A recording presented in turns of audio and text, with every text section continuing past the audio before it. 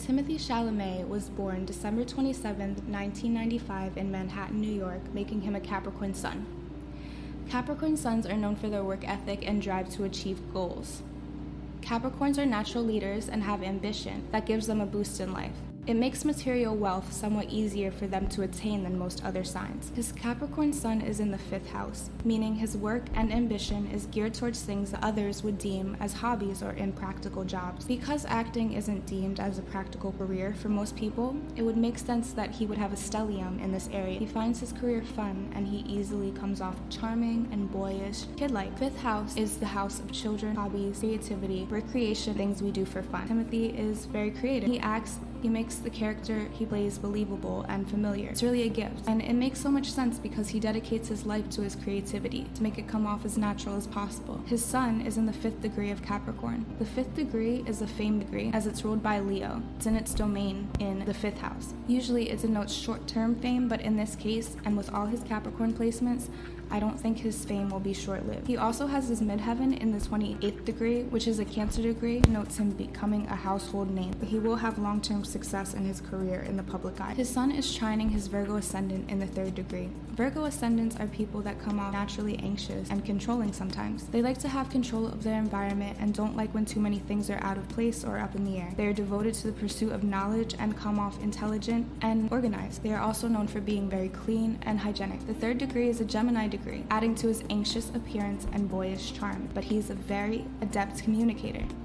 His sun, trining his ascendant, supports his need for control and organization. That's the only way he can stay focused. I can see him being quite the minimalist. Extreme displays of wealth may entice him, but he chooses not to be ostentatious, keeping the most luxurious items hidden from the public eye to maintain an appearance of normality and relatability. His sun is conjuncting his Jupiter by a 7-degree orb. This orb is pretty wide, but I say that this conjunction is pretty significant, even if it's subtle. Sun conjunct Jupiter people are larger than life and usually hold some position in the public eye. His Jupiter is in Capricorn, meaning he travels a lot out of obligation for work, but I don't think he dislikes being nomadic. I think he learns a lot from the people he travels with and the places he travels to. His Jupiter is in the 4th house of family life, meaning his home is everywhere, and it's hard for him to stay in one place for too long. He's used to living in a lot of different places for many different reasons. 4th house is also the mother, so I believe the mother has a lot to do with his traveling and his wayward inclination. Timothy's moon is in Pisces in the 27th degree. Pisces moon people are dreamers and idealists. They have a vision of the world and they play it out in their head if they can't make a change in the real world. Timothy's ability to mold himself into any role is due to his visionary moon sign and its Gemini degree working in tandem. His moon is in the 8th house, which can be somewhat chaotic of a house for the moon to reside in. Even though Pisces placements in water house can make for a very ethereal type of person who maintains this air of mystery, 8th house Pisces moon people can be covert escapists. They have a very high potential for drug use and addiction. I'd like to say his Capricorn placements and Earth ascendant balance his proclivity, but because of the stellium in the 5th house, I'd say he might dabble here and there. The drugs he might use may be prescribed to him, and he may use them in work situations to get him through interviews and help him through scenes. His moon is sextiling his midheaven in Taurus in the 28th degree.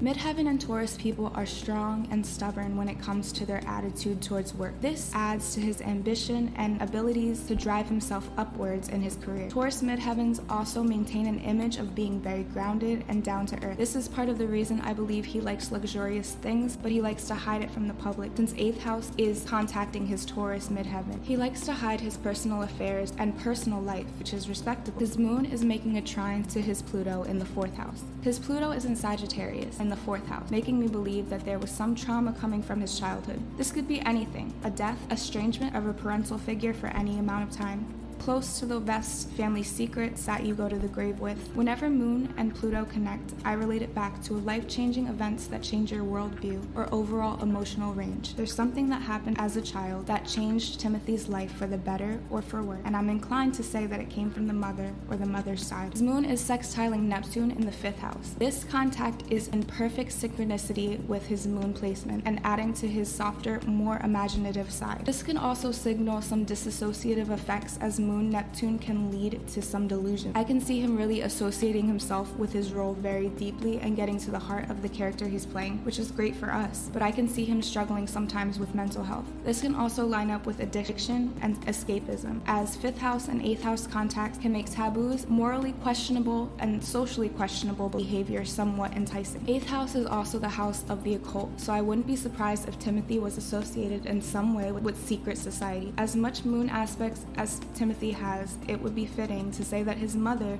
was the one who ushered him into these instabilities, if he is struggling. I don't know him personally. I have to say that Timothy has a lot of Capricorn placements, which is the sign of the fathers. I would say that this was an act that both his parents took part in. I will say that his father made it look more fun and desirable than his mother might have. His mother might have been more serious about everything. His moon is sextiling Mercury, giving what he says more emotional weight.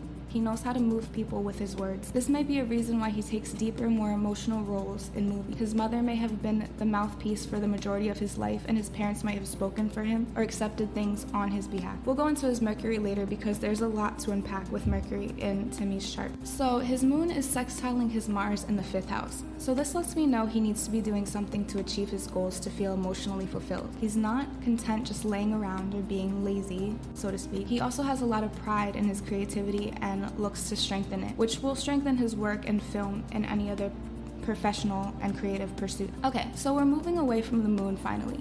But I think when someone has a 5th house heavy chart, there's no way they won't be in the creative arts. They have talent and they have to use it. This can also lead to a lot of children in his future, but Capricorn is in the 5th house, which is ruled by Saturn, so he may see his project as his children and choose not to have any. Also, people that are Capricorn heavy are naturally funny, especially with 5th house Capricorns. He's just innately funny, even when he's not trying to be, which is a great sign. You have to have humor when you're thrust into stardom. If you don't, you let it get to your head, which we'll see in Mars and Saturn in his chart. He has his Venus and Aquarius in the 6th house.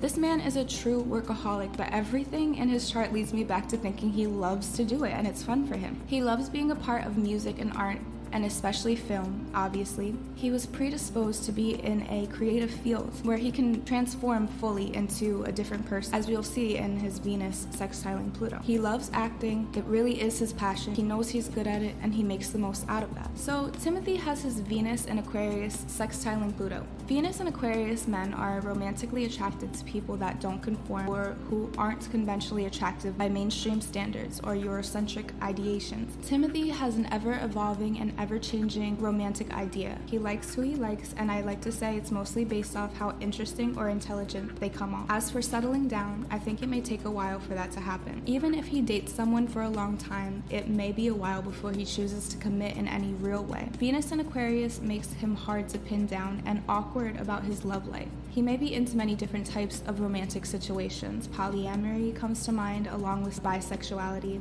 having a boyfriend and a girlfriend, loving a lot of people at once. And in no way am I outing him. I don't know him at all. This is in general for Aquarius Venus people. When Venus and Aquarius sextiles Pluto, we see someone who likes a bit of a dark side partner, likes a femme fatale or someone who doesn't take any shit. This reminds me a bit of the Weekend's chart because of the obsession aspect that Pluto can bring when it contacts Venus.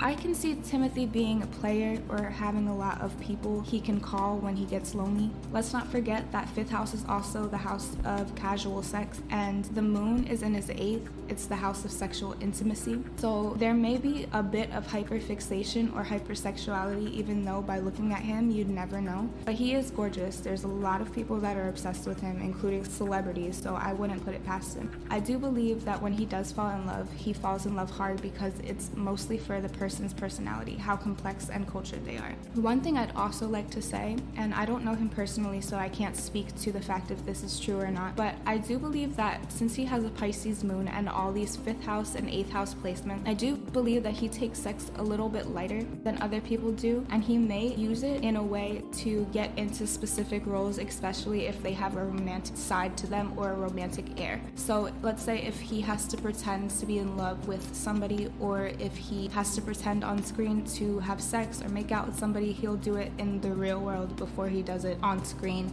to make it familiar, easier to portray. It's just something that I can see him do. Okay, so surprisingly, Timothy doesn't have a lot of Venus aspect. He seems very Venusian to me, but I think that's due to his Taurus midheaven. So we're gonna get on to Mercury. So he has Mercury conjuncting his Neptune, Mars, and Uranus by very small degree orbs, which is very significant. Mercury is in Capricorn, so that means he takes how he comes across and his line of work very serious. But that Mercury conjunct Mars really catches me off guard. As a person who seems meek and timid, he has a mean streak. He may come off as an overthinker or an overdoer, committing to more things than he can handle. Like, he can come off so sweet and nice, but when it comes to work, he cuts to the chase and he may not be that sweet and easygoing on set. If someone is fucking up the scene, they're gonna hear about it. Or in true Capricorn fashion, he's gonna ignore their entire existence until you either get it right or get lost. Mercury conjunct Neptune and Uranus also gives me the vibe of slight delusion around what he says or how he comes off sometimes. So he may not know that he's hurting people's feelings, or he doesn't know that he's even doing it. But Virgo ascendant people usually know what they're doing, and they can see how it's affecting people because they're very intuitive when it comes to human emotions. So do Pisces moons. So Mercury trining midheaven in Taurus makes his communication part of the reason why he has success. That's obvious, right? Because Mercury rules the speech and communication. It also helps that he knows multiple languages. He gets more and more jobs and appeals to more and more directors. His Mercury is trining his midheaven, meaning his communication style helps his career, and he's more known for his communication, which I'd say Mercury is definitely a planet that rules acting. That and Neptune, obviously. And I'd say that you need equal parts imagination and ability to convey thoughts and feelings to an audience when acting. The fact that Mercury is in Capricorn and is trining his Taurus career angle makes me think that he plays the long game and carefully thinks of strategy. He would make a great director one day, and I think he pays strict attention to detail. His Mercury is sextiling Saturn. If this were an opposition or a square, I'd say that his thought process and his speech would be hindered greatly and less effective. Because Saturn is the planet of limitations and boundaries, but because it's sextiling, I'd say that there's a good amount of authority when he communicates. I don't usually like to see any planet connecting to Mars and Saturn in a chart, as it usually leads to combativeness and abusive tendencies. The only thing I'm going to give the side eye is the fact that Saturn is in his 7th house of relationships. I don't like to see Saturn or Mars in relationship house, as it shows a need for dominance over others, mostly in one-on-one relationship. He may like to be the one that calls the shot, especially with Mercury sextiling it. I think he has a hard time committing, but I do feel that when he does commit, he probably won't leave so easily, as Saturn is very persistent and doesn't give up easily at all. So Timmy also has his Pluto squaring his ascendant, giving him a huge amount of personal power.